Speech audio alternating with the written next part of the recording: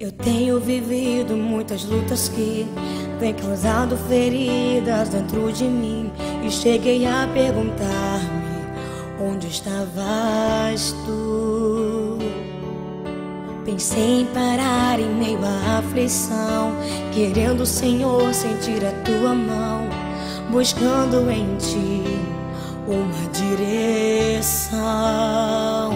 Mas aprendi que na vida tudo tem um sentido, e descobri que sempre queres o meu bem, e que ao final será muito melhor o que virá.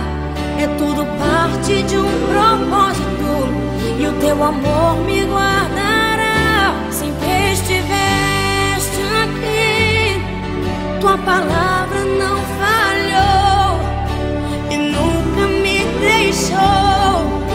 Descanso minha confiança em ti.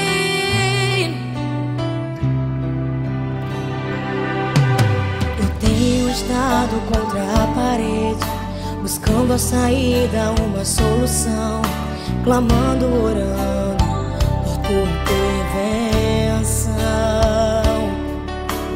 Quando tu queres, falas de uma vez, em outras com teu silêncio deparei. Que interessante tua forma de responder. Mas aprendi que tu